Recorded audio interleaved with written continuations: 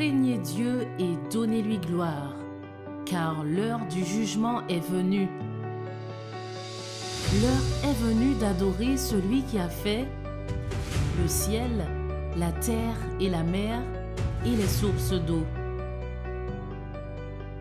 La Bible nous recommande de garder ses commandements et de suivre l'agneau partout où il va. Ainsi, le petit troupeau est un ministère qui souhaite, à travers l'étude de la parole de Dieu, faire connaître la lumière du monde, Jésus-Christ le juste.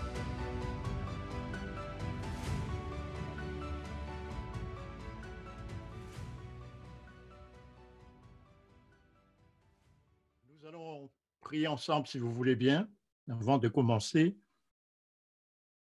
Notre Père qui es aux cieux, nous te remercions de cette occasion que nous avons d'approfondir ta parole. Nous te demandons, Éternel, d'être présent par ton Saint-Esprit. Ce soir, ouvre notre cœur et permets que nous puissions apprécier l'amour de Jésus pour nous et l'amour du Père aussi pour nous, au nom de Jésus. Amen. Nous allons approfondir cette leçon que c'est une étude qui me touche énormément. Je crois, j'ai oublié, mais tout à fait à la fin des slides, j'ai mis une expression qui se trouve dans la Bible, dans 2 Corinthiens. 2 Corinthiens, prenez magnifique expression. 2 Corinthiens,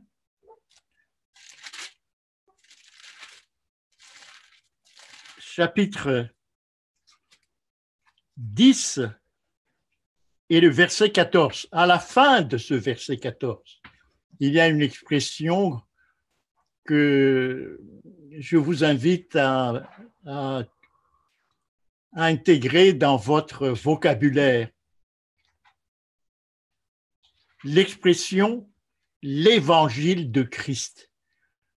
Et ce soir, nous allons explorer ce que cela veut dire, l'évangile de Christ.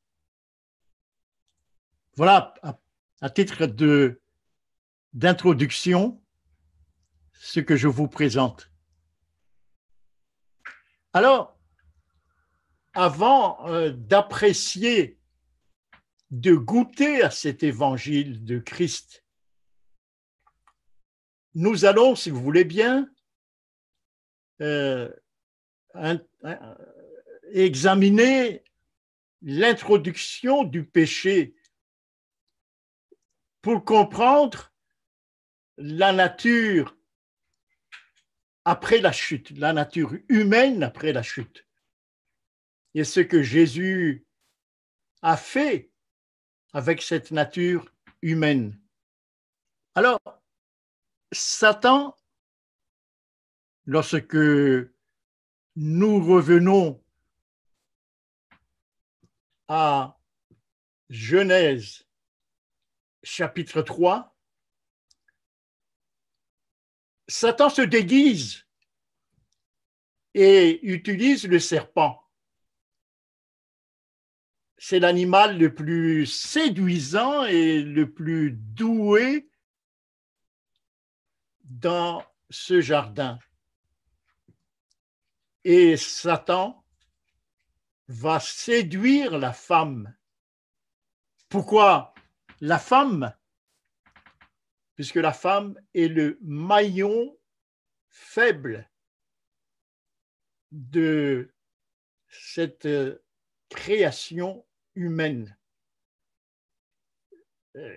Adam est le premier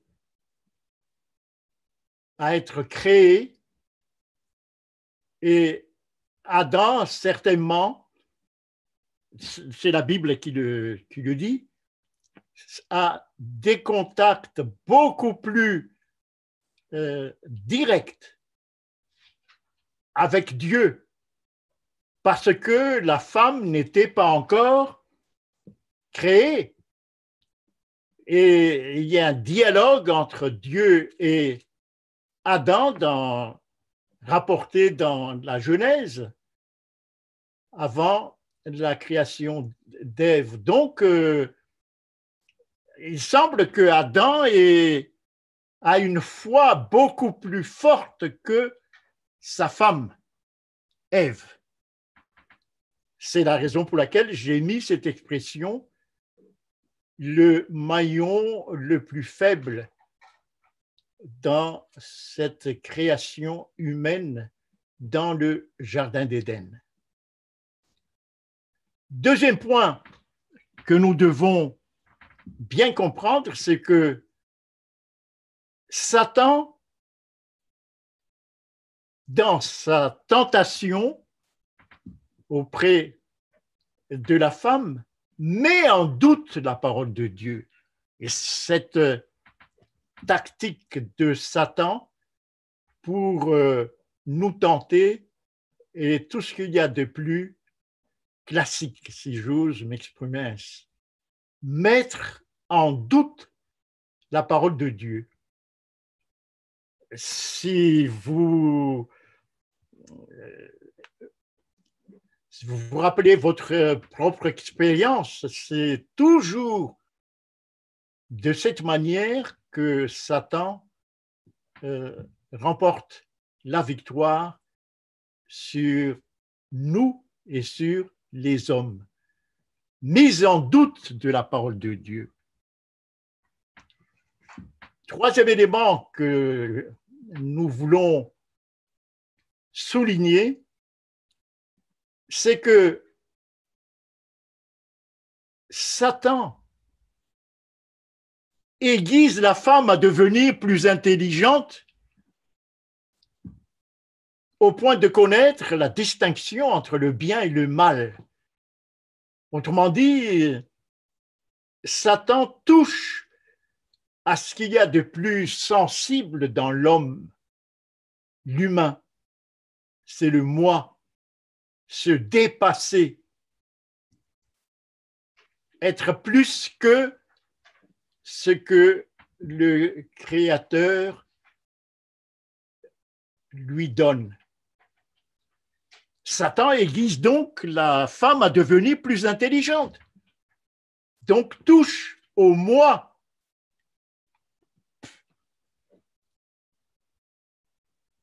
Et étape suivante, lorsque ces étapes préliminaires sont avancées, Satan annonce clairement que désobéir à Dieu ouvre l'intelligence. C'est très net. Pourquoi Satan agit-il de cette manière? L'homme vient d'être créé, la création est tout ce qu'il y a de plus belle. Satan a été renvoyé du ciel et il veut prendre sa revanche et maintenir sa domination sur cette nouvelle création. Satan veut prendre sa revanche et dominer sur cette nouvelle création.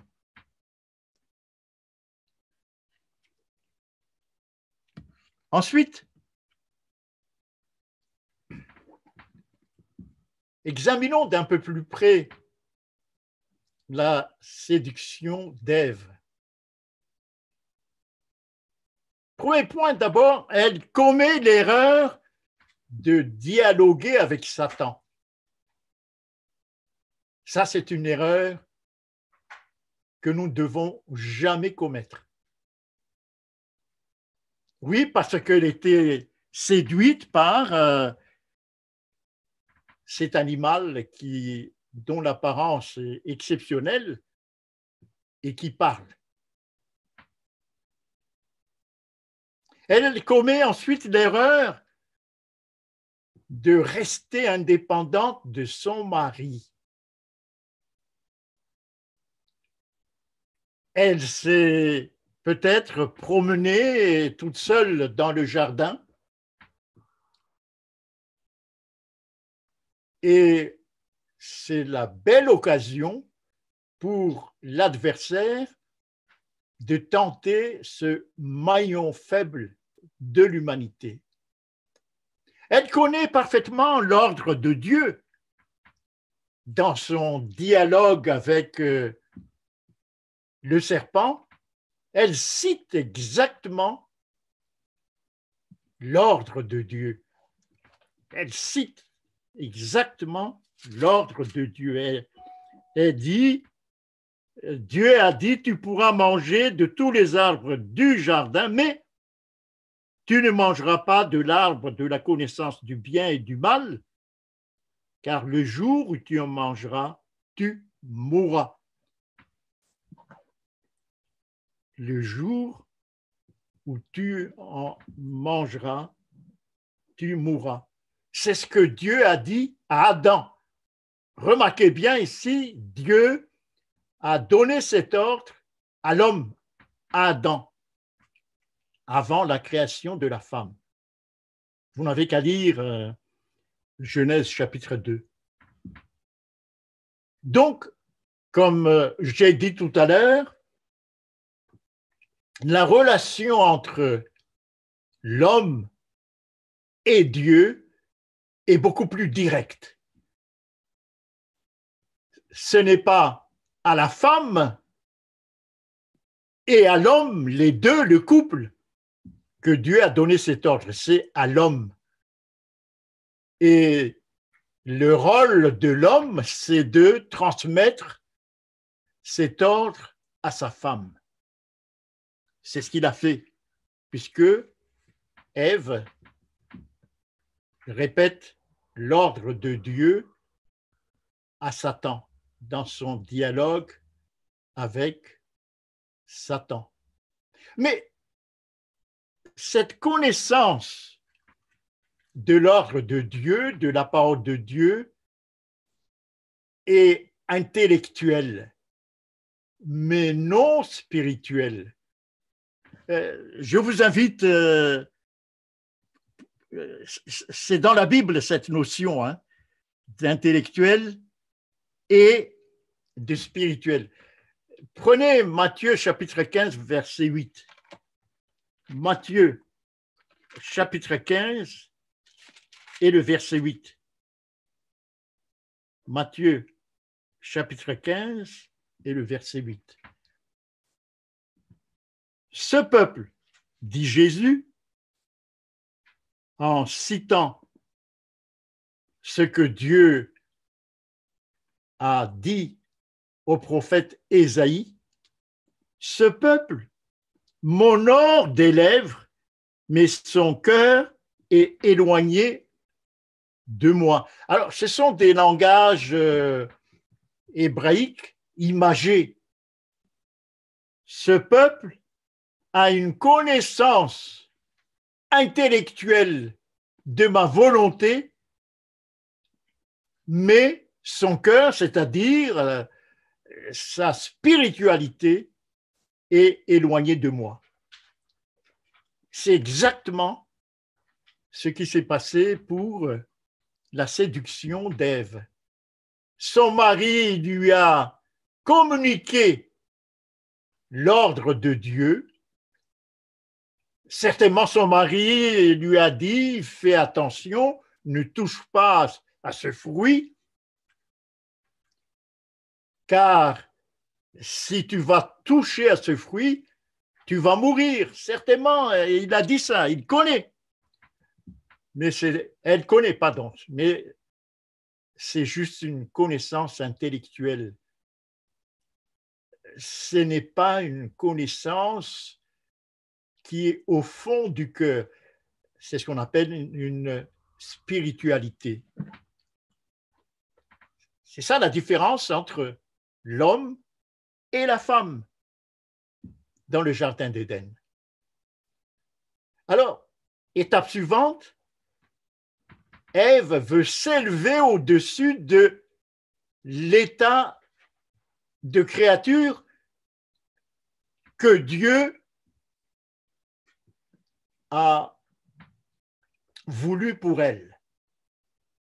Elle veut s'élever, elle veut connaître, ouvrir son intelligence. Et en résumé, par conséquent, elle veut satisfaire son moi. Ça, c'est la plus terrible des tentations que Satan déploie devant les hommes.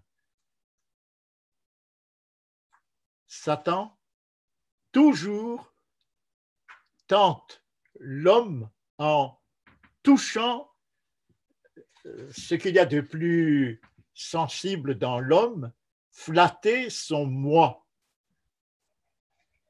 Alors, à la suite de cette tentation d'Ève et sa chute, la Bible rappelle une sanction définitive. Vous le trouvez dans 1 Timothée chapitre 2, chapitre 9 à 15. 1 Timothée chapitre 2, chapitre 9 à 15. Je vous invite à le lire et je ne fais que lire juste les versets 13 et 14. Adam a été formé le premier, Ève ensuite. Ça, c'est Genèse chapitre 2. Et ce n'est pas Adam qui a été séduit, c'est la femme qui, séduite, s'est rendue coupable de transgression. C'est ce que nous venons de voir ici.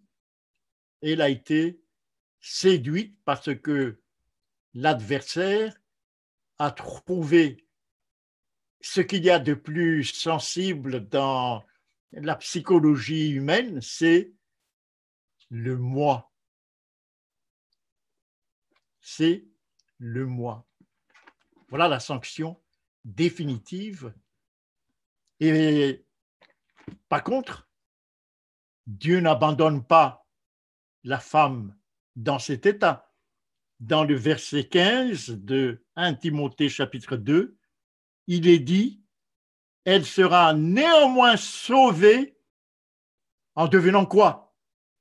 En devenant mère, à condition que, si elle persévère, dans quel état d'esprit? Avec modestie dans la foi, dans la charité et dans la sainteté. Voilà les conditions que la Bible place devant la femme pour être sauvée. D'abord en devenant mère et ensuite persévérance dans certaines manières spirituelles d'adorer Dieu.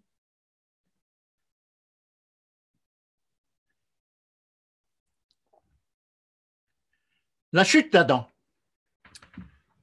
Lorsque Ève a chuté et tombé, que va-t-il se passer pour le mari? Ah, c'est dramatique ce qui s'est passé pour le mari.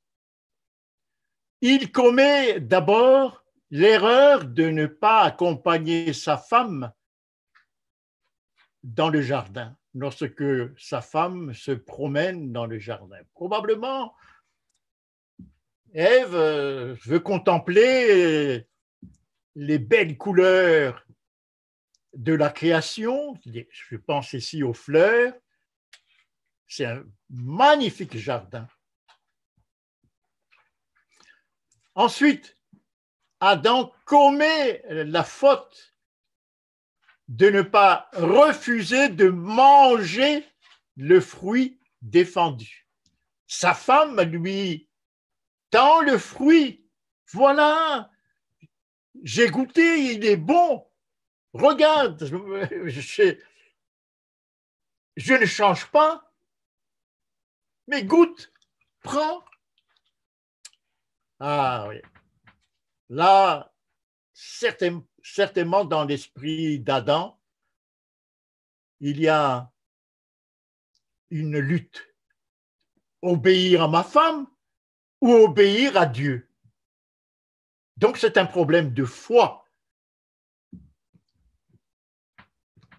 devant lequel Adam se trouve à ce moment. Mais malheureusement, il accompagne sa femme dans la désobéissance à Dieu. Malheureusement.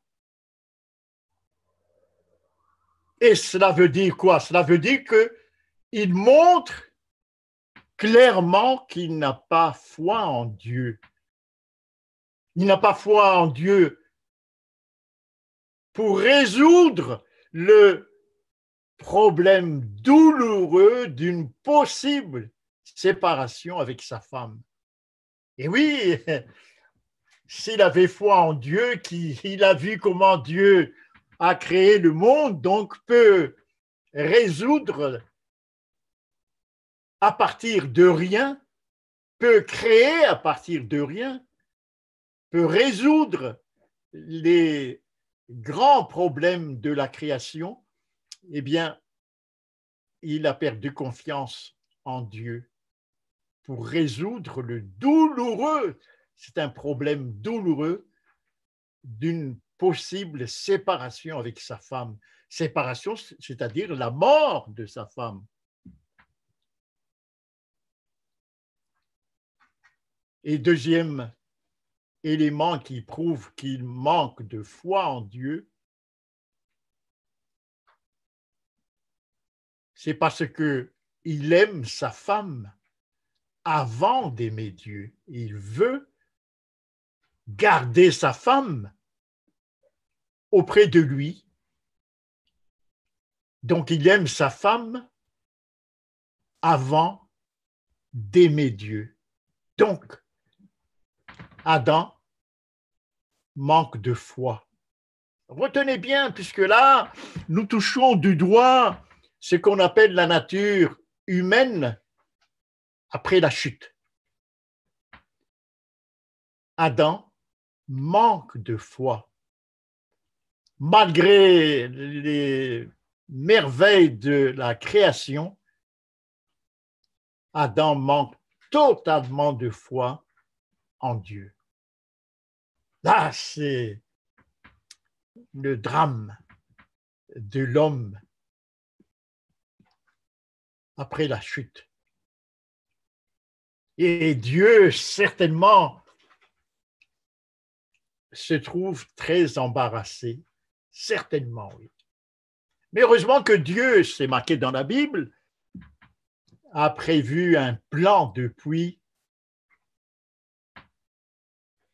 longtemps, en accord avec son Fils Jésus. Il a prévu un plan, mais un plan qui va coûter très cher à Dieu et en même temps à son Fils.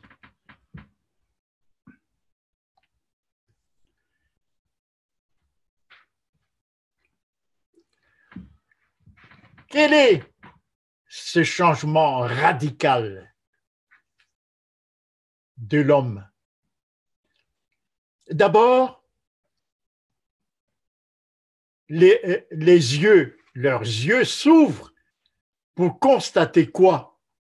Pour constater une nudité. Alors, qu'est-ce que c'est que cette nudité dont parle ici la Bible? Eh bien, Paul adopte un langage plus direct. Dans Romains chapitre 7, verset 14 au verset 25.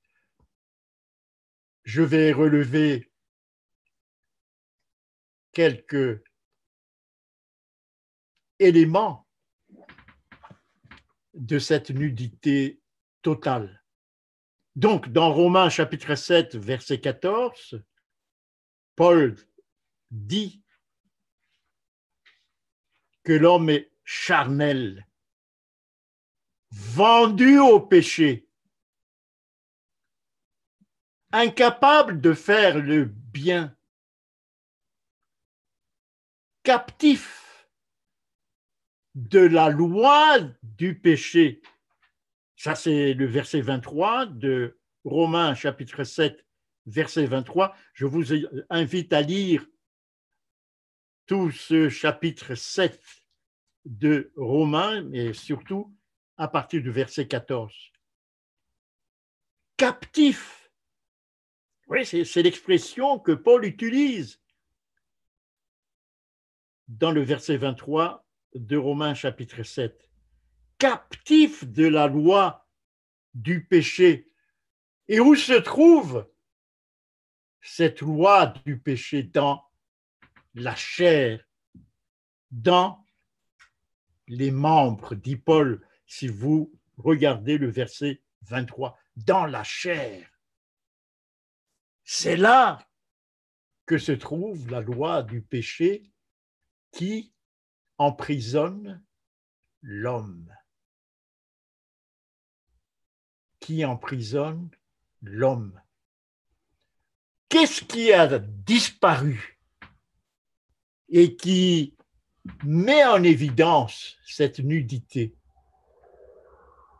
Il y a d'abord la foi en Dieu. Nous avons montré cela dans la chute du couple.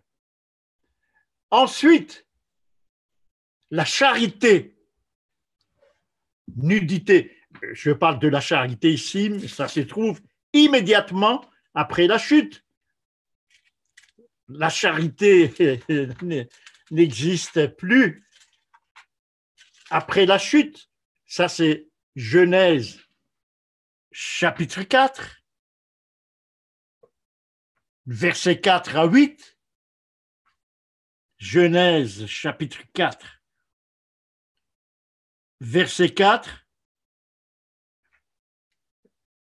La jalousie entre Caïn et Abel, et Caïn porte un regard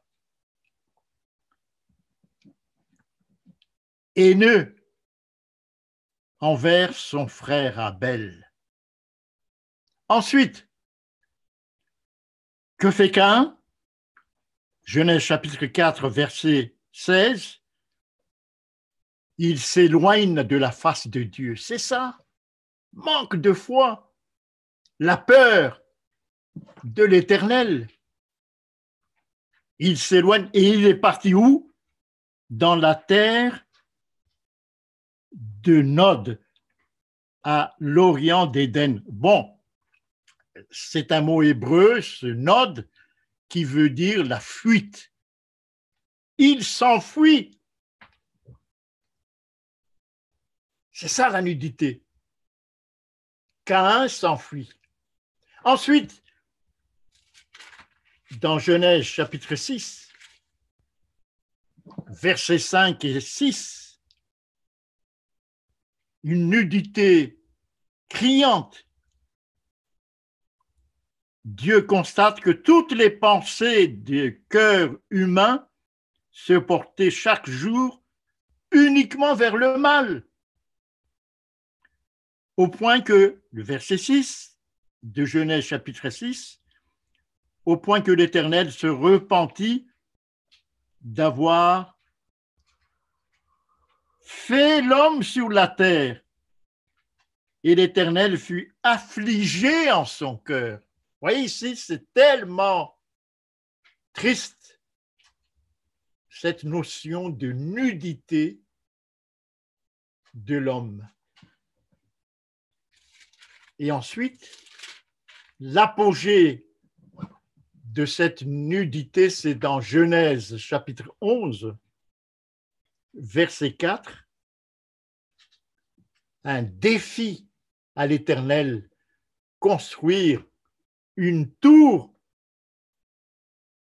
qui dépasse les nuages. C'est un défi à l'Éternel, alors que l'Éternel a dit depuis le début de la création de se multiplier et de remplir toute la création, toute la terre. Vous voyez ici cette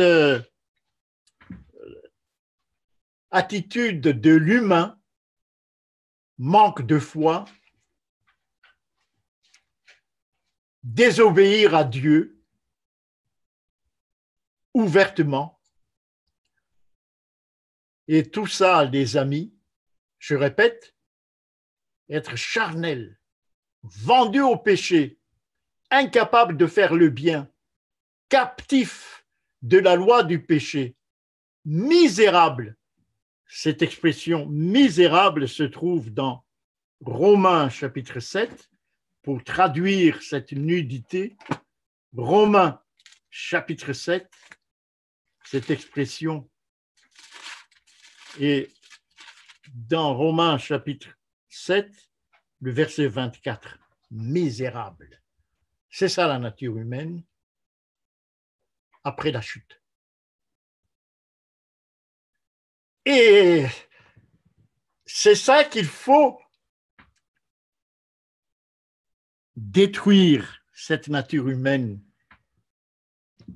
pour sauver l'homme.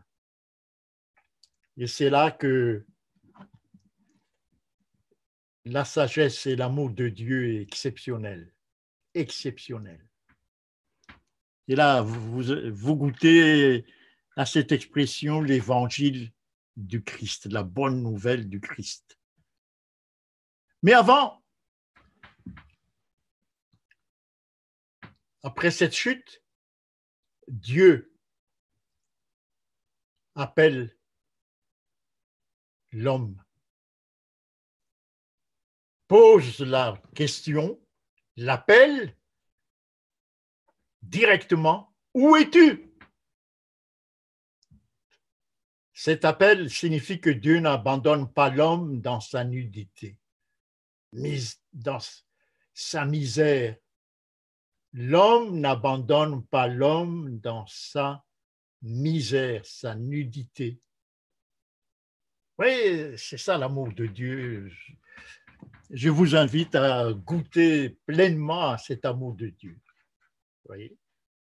L'Éternel Dieu lui-même les couvre avec la peau d'un animal. Ici, c'est Dieu lui-même qui prend l'initiative. L'homme essaye de couvrir sa nudité avec quoi? Avec la peau ou avec des feuilles qui sont éphémères. Donc, l'œuvre humaine pour cacher sa nudité n'est qu'éphémère. Il faut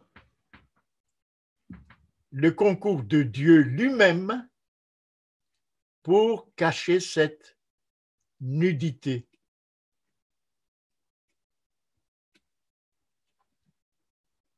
Alors, Dieu, dans son plan, demande un médiateur parce que la relation directe entre l'homme et Dieu est coupée. il faut maintenant un médiateur. Non seulement un médiateur, mais un substitut pour sauver l'homme. Pourquoi un substitut? Parce que, en principe, l'homme doit mourir tout de suite, mais Dieu a cherché un substitut. C'est cet animal qui est l'image du Christ.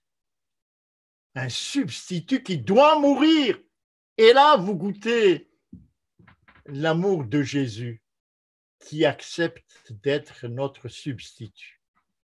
Puisque dans l'ordre de Dieu, si tu manges le fruit, tu dois mourir. Dieu n'a pas voulu que l'homme meure tout de suite, non. Il faut un substitut et c'est cet animal que Dieu a tué lui-même pour couvrir la nudité de l'homme.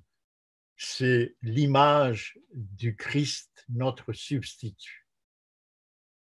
Alors, pour vaincre Satan,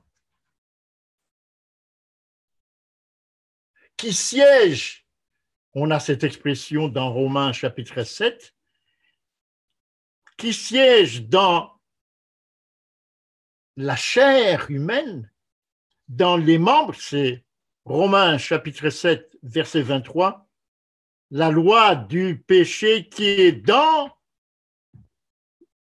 les membres. Il faut par conséquent que Christ entre dans le fief même de Satan. Je répète, il faut que Christ rentre dans le fief même de Satan, c'est-à-dire dans la chair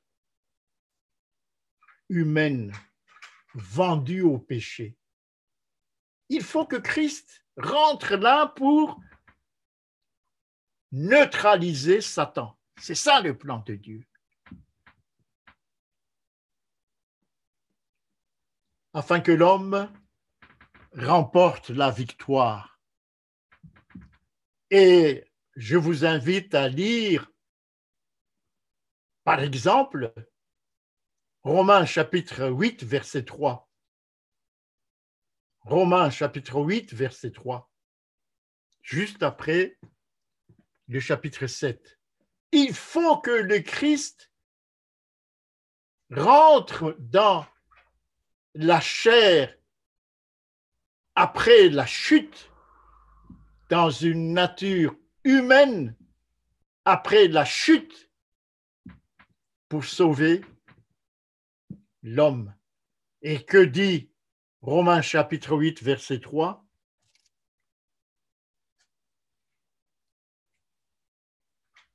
Dieu a envoyé à cause du péché, à cause de la nudité, son propre Fils, ou dans une chair semblable à celle du péché. Autrement dit, dans le fief même, dans le bunker même de Satan. Dieu a envoyé son Fils. Et là, c'est merveilleux. J'ai marqué là, Jean chapitre 3, verset 16.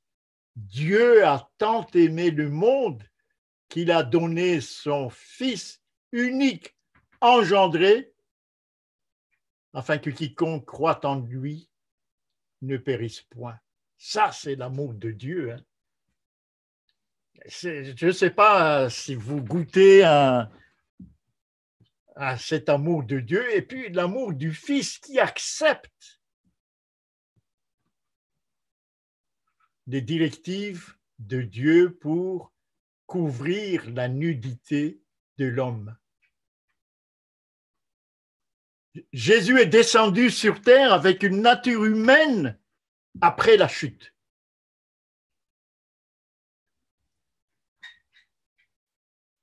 Ensuite, pour ouvrir les yeux, pour passer des ténèbres à la lumière, et de la puissance de Satan à Dieu. Voilà ce que Jésus va faire.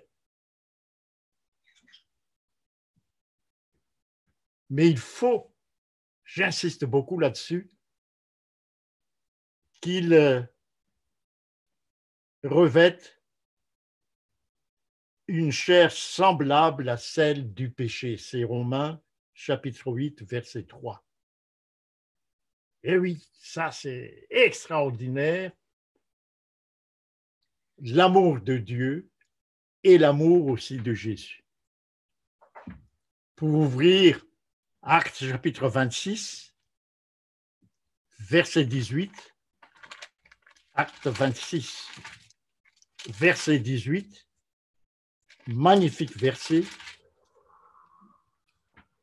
pour ouvrir les yeux afin de passer des ténèbres à la lumière et de la puissance de Satan à Dieu. Autrement dit, pour délivrer l'homme. Je ne sais pas si vous connaissez le nom Jésus. Le nom Jésus, ça c'est le nom grec. Ce n'est pas comme ça dans Matthieu chapitre 1 que l'ange a dit à Joseph d'appeler le nouveau-né. Dans Matthieu chapitre 1, vous connaissez, l'ange s'approche de Joseph avant la naissance de Jésus et lui dit « Donnez-lui le nom de… » Alors, je prononce exactement le nom de Jésus en hébreu, puisque ce n'est pas en grec qu'il a donné ce nom, le nom de Yeshua. Mais Yeshua, si vous regardez dans le dictionnaire hébreu, peut signifier sauver ou délivrer. Et j'aime bien le deuxième sens de Yeshua, délivrer. Exactement, Actes chapitre 26, verset 18. Ouvrir les yeux pour passer des ténèbres à la lumière. C'est une belle image là. Hein? On est dans les ténèbres et on est délivré, Yeshua, on est délivré pour jouir de la lumière, de la puissance de Satan, l'ennemi, à celle de Dieu, délivré. C'est ça la signification du nom Yeshua, Jésus. Mais pour cela, il faut, Romains chapitre 8, verset 3, il faut, dit Paul, qu'il accepte de prendre la chair, une nature semblable à celle du péché. Il faut qu'il accepte. Il a accepté. C'est ça, Yeshua, délivré.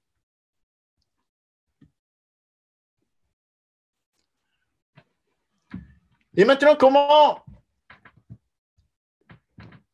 Jésus va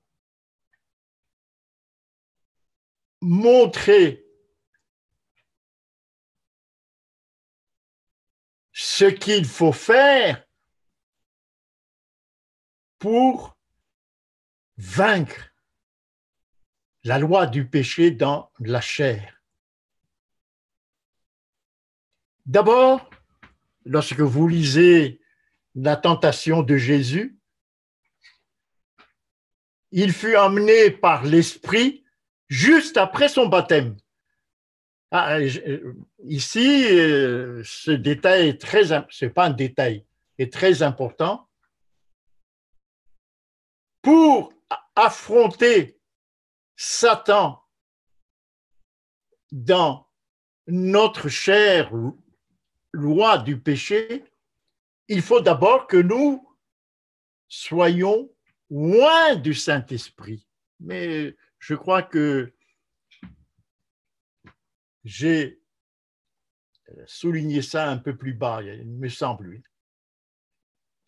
Donc, juste après son baptême, où il a reçu l'Esprit, il a été amené dans le désert pour être tenté par le diable.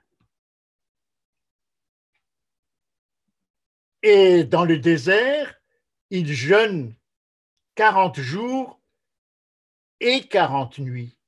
Pourquoi dans le désert, et pourquoi ce jeûne de 40 jours et de 40 nuits? Eh bien, je pense que vous avez immédiatement la réponse, puisque le siège du péché, la loi du péché, se trouve où?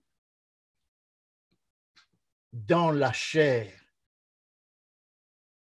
Donc, c'est le jeûne d'abord. Il faut qu'il remporte la victoire sur la gourmandise, sur tout ça, c'est utilisé par Satan pour satisfaire notre chair, la loi du péché. Gourmandise, on mange ceci, on mange cela, on mange. À la fin de l'année, on mange tellement. Dans le désert, pourquoi dans le désert? Eh bien, pour qu'il n'y ait pas de contact avec ce qui frappe les yeux, avec, Jean appelle, avec le monde. Il faut que ce soit dans le désert. Et là, Satan va tenter Jésus. Condition extrême. Il l'amène sur le haut du temple pour tenter Dieu. Mais qu'est-ce que cela veut dire, tenter Dieu? Si vous regardez dans Psaume, tenter Dieu, puisqu'il se peut que nous tentions Dieu au cours de notre existence, très souvent. Dans Psaume chapitre 78, versets 18 et 19, Dieu, le psalmiste ici, rappelle ce que cela veut dire, tenter Dieu en empruntant l'histoire d'Israël. Ils tentèrent Dieu où d'abord? Dans leur cœur, c'est-à-dire dans leur esprit. Qu'est-ce qu'ils ont fait? En demandant de la nourriture selon quoi? Selon leur désir. Oui, c'est ça. Le point numéro 2 dans le slide, le jeûne. Selon leur désir, satisfaction de la chair. Et le verset 19, ils parlèrent contre Dieu, contre Dieu. Et qu'est-ce qu'ils disent? Dieu pourrait-il dresser une table dans le désert? Vous voyez le désert, là où Jésus va être tenté par l'adversaire. C'est marqué là du désert. Dieu pourrait-il dresser une table où? Dans le désert. Ah, c'est ça, tenter Dieu. Et Jésus a dit, tu ne tenteras pas le Seigneur, ton Dieu. Interdit. C'est manquer à la fois de foi et d'adoration vis-à-vis de Dieu que de le tenter. Ensuite, étape suivante de la tentation de Jésus, Satan l'amène sur une montagne très élevée Pourquoi faire? Pour contempler les royaumes du monde et quoi? Et leur gloire. Voilà, il dit, tout ça c'est à moi. Sous-entendu, j'ai vaincu Adam et Ève, qui était le maître de tout ce monde, et maintenant c'est à moi. Je te le donne. Mais à une condition, que tu fléchisses les genoux devant moi. Oui, c'est tentation terrible. Allons-y dans 1 Jean chapitre 2. 1 Jean chapitre 2. Tentation terrible. 1 Jean chapitre 2, versets 15 à 17. 1 Jean chapitre 2, versets 15 à 17. N'aimez point le monde. Voilà ce que Satan déploie devant Jésus, le monde. N'aimez point le monde ni les choses qui sont dans le monde.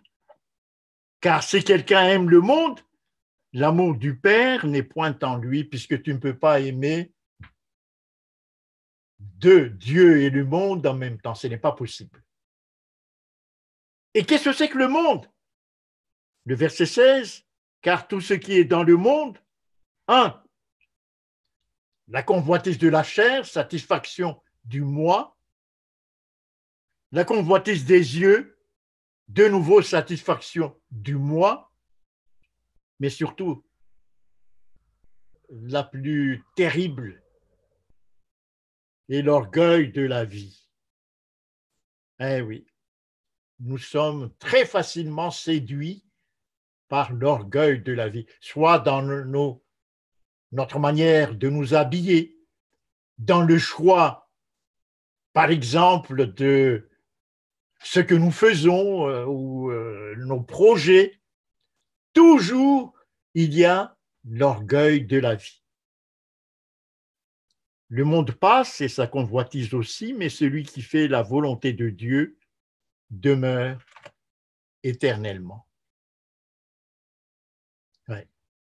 Et comment Jésus, si vous lisez les chapitres sur la tentation de Jésus, à chaque fois, Jésus repousse les tentations avec la parole de Dieu qui est l'épée de l'esprit. Donc, première condition pour repousser l'amour du monde, c'est connaître la parole de Dieu. Et ensuite, ne pas céder. Nous avons appris cela sabbat dernier, par la volonté aux tentations que Satan dresse devant nous. Ne pas céder par la volonté. Ne pas pécher.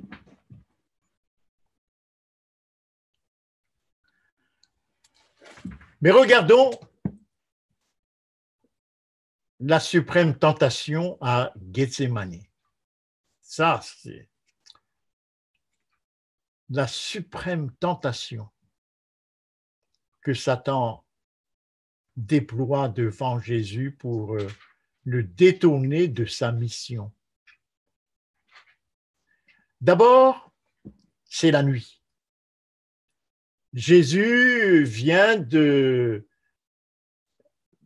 fêter la Pâque le soir, comme maintenant, et puis il sait que dans quelques heures, ce sera pour lui comme l'agneau de Dieu qui ôte le péché du monde. Il va être le substitut. C'est un mot qui signifie il va tout simplement remplacer l'homme. Lorsque tu vas manger ce fruit, tu mourras. Donc, il va passer par cette sanction, la mort. Il le sait. Mais ce n'est pas une mort comme dans un hôpital où il y a des docteurs, des infirmiers, etc. Non. c'est une mort infamante. Ça, il le sait. Ouais.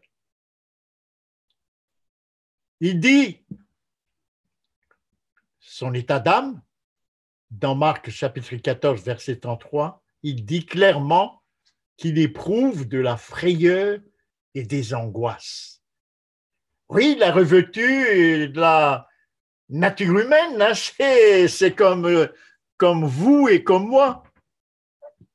Il éprouve de la frayeur et des angoisses. Il déclare aux 3 disciples qu'il a choisis pour le soutenir, mais ces disciples s'endorment, ils sont fatigués. Et ils ont veillé depuis le repas de Pâques partagé avec Jésus. Donc, ça, c'est ça la nature humaine. Et Jésus dit, dans le verset 34 de Marc 14, « Mon âme est triste. » Pas juste une simple tristesse, mais jusqu'à la mort. Tout ça, ce sont des mots très forts que décrivent l'Évangile pour traduire ce qu'il y a dans l'esprit et dans le cœur même de Jésus. Et qu'est-ce qu'il fait face à de telles angoisses, de telles frayeurs? Frayeur, cela veut dire la peur. Il prie son Père. Ah oui, chaque fois que il connaît des difficultés, il s'adresse au Père. Mais écoutons bien sa prière, très courte. Comme d'habitude, lorsque Jésus prie, ce sont des courtes prières qui vont directement à l'essentiel. 1, il dit, s'il était possible que cette heure s'éloigne de moi. Ah oui, c'est ça, c'est un homme. Romains chapitre 8, verset 3, une nature humaine semblable à celle du péché, autrement dit faible, faible comme vous et comme moi. Il voulait être épargné de cette épreuve. Et il s'adresse à son Père. Il ne prend pas une décision de lui-même. Il s'adresse au Père. S'il était possible que cette heure s'éloigne de moi. Il est très poli. S'il était possible. Deuxième étape dans sa prière, Abba Père, toutes choses te sont possibles. Éloigne de moi cette coupe, cette épreuve. Oui, c'est une expression hébraïque, la coupe, c'est-à-dire une épreuve. Abba Père. Là encore, il s'adresse au Père en disant, tout est possible pour toi. Tu peux me sortir de cette situation effrayante et angoissante. Abba Père, toutes choses te sont possibles. Éloigne de moi cette coupe. Mais attention, là, je vous mets en garde. Regardez comment Jésus exerce la foi. Et en cela, il nous donne un magnifique exemple. Toutefois, il dit, non pas ce que je veux. Ah, vous voyez cette notion de volonté dont nous avons parlé sabbat dernier, il n'a pas péché. Mais ce que tu veux. Et c'est ça, la victoire. Là, Satan est perdu. À ce moment-là, Satan est perdu. Et si vous voulez, à ce moment-là, la victoire nous est offerte aussi. Nous avons, à partir de là, la voie de la victoire. Jésus nous ouvre la voie de la victoire. Ça, c'est ce que j'ai appelé tout à fait au début, l'évangile du Christ. Il n'a pas péché. Pour quelle raison? Parce que, il a prié et ensuite, il a veillé. Vous n'avez qu'à lire Gethsémane. Voilà les deux points forts de cette épreuve. La volonté ne cède pas à la tentation, il n'a pas péché. Non. Pourquoi? Parce qu'il priait et parce qu'il veille.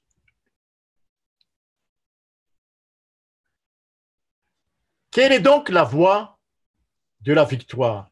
Je termine par ce slide. 1. Retenons bien la voie de la victoire. L'évangile de Christ.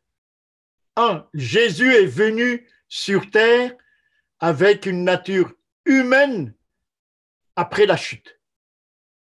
Je m'arrête juste 2 minutes sur ce point, si vous voulez. Actuellement, malheureusement, dans le monde chrétien, et même parmi les théologiens adventistes, c'est enseigné aux futurs pasteurs, on enseigne que Jésus n'est pas venu sur cette terre avec une nature humaine après la chute. Or, la Bible est tellement claire. Il y a Romains chapitre 8, verset 3, presque mot à mot. Je relis encore parce que actuellement je mène ce combat-là, parce que c'est détruire la justification par la foi. C'est vraiment détruire la justification par la foi. Romains chapitre 8, verset 3. Dieu a envoyé à cause du péché, la nudité de l'homme, son propre Fils dans une chair semblable à celle du péché. C'est tellement clair, noir sur blanc. Voyons encore Hébreux chapitre 2. Il faut bien connaître ces textes pour ne pas sombrer dans l'erreur, ou si votre pasteur vous prêche ce qu'il étudie actuellement. Hébreux chapitre 2, verset 17. Deuxième texte, très fort. Il a dû être rendu semblable, comme en toute chose, à qui? À ses frères. Être rendu semblable en toute chose à ses frères. Mais il n'a pas péché, le verset 18, ayant été tenté lui-même dans ce qu'il a souffert, angoisse, frayeur, etc. Il peut secourir ceux qui sont tentés. Il a ouvert la voie à la victoire. D'abord, il a vaincu, mais dit, toi, tu peux aussi vaincre. Voilà ce qu'il dit, et c'est ce texte que nous venons de lire. Et ensuite, Philippiens chapitre 2, le verset 7. Vous voyez, tous ces textes-là sont tellement... On ne peut pas effacer ces textes. Où est-ce que ces théologiens trouvent des erreurs pour contredire la Bible? Éphésiens chapitre 2, le verset 7. Il s'est dépouillé lui-même. Il s'est dépouillé lui-même en prenant une forme de serviteur. Et Paul précise, en devenant semblable aux hommes, et j'ajoute, en prenant la nature humaine, semblable aux hommes, après le péché. Et ayant paru comme un simple homme, il s'est humilié lui-même, se rendant obéissant, Gethsémane, jusqu'à la mort, même jusqu'à la mort de la croix. Les textes sont clairs, très forts. On ne peut pas gommer ces textes. J'ai lu ce qu'ils écrivent, ces gens-là. C'est triste. Ils ne savent plus lire la Bible. Victoire, c'est connaître la parole de Dieu. Et oui, nous devons nous poser la question, quelle est notre connaissance de la parole de Dieu pour remporter la victoire sur les tentations de Satan?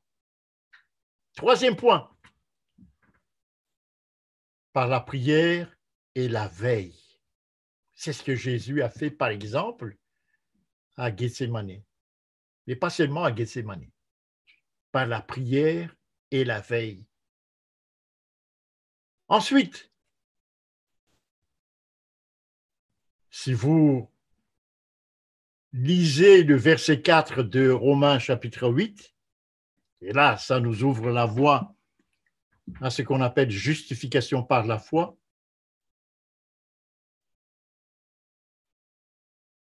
Romains chapitre 8, verset 4.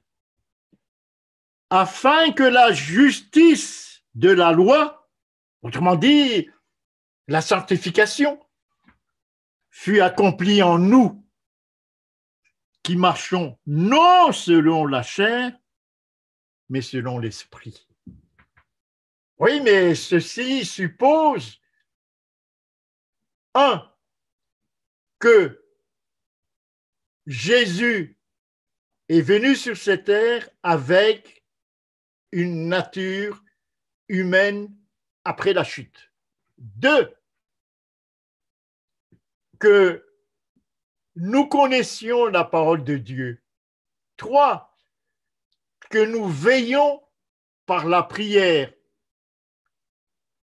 Et à ce moment-là, nous sommes sur le chemin de la justification par la foi. Mais pour cela, dit Romains chapitre 8, verset 4, il faut que nous recevions l'Esprit.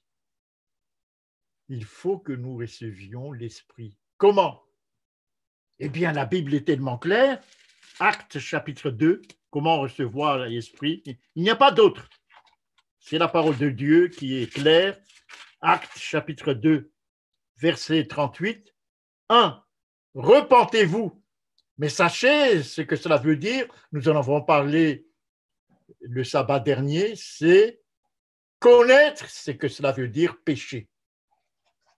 Repentez-vous et que chacun de vous soit baptisé au nom de Jésus pour le pardon de vos péchés. Et après, vous recevrez le don du Saint-Esprit. C'est de cette manière qu'on reçoit le don du Saint-Esprit. Vous pouvez approfondir ça dans le livre des Actes, par exemple, Actes chapitre 19. Pour recevoir le Saint-Esprit, dit Actes chapitre 19, il faut d'abord que ces personnes en face de Paul soient baptisées au nom de Jésus. C'est tellement...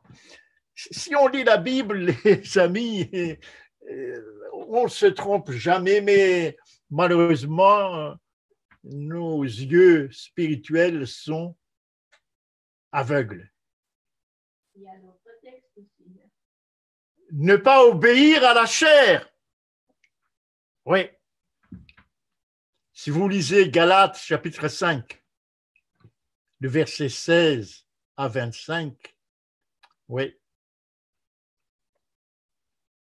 c'est tellement clair, il ne faut pas obéir aux sollicitations de la chair, puisque c'est là le fief de Satan, par l'intermédiaire de toutes sortes de convoitises, de tentations. Eh bien, c'est ce dernier verset que je vous laisse. Cette étude nous montre l'amour de Jésus pour nous sauver. Pensez à Gethsémane, relisez Gethsémane et la crucifixion du Christ. C'est ça ce que la Bible appelle l'évangile de Christ. Que Dieu vous garde. Merci de votre patience et remercions Dieu, remercions aussi Jésus pour l'amour qu'ils ont accepté de nous donner afin que nous ne mourions pas dans nos péchés. Amen. Oui, prions. Notre Père qui es aux cieux, nous te remercions puisque tu nous as aimés infiniment. Tu as accepté de donner ton Fils pour couvrir notre nudité. Permets, Éternel, qu'en retour, nous soutenions ton œuvre de salut, surtout avant ton retour. Au nom de Jésus, Amen.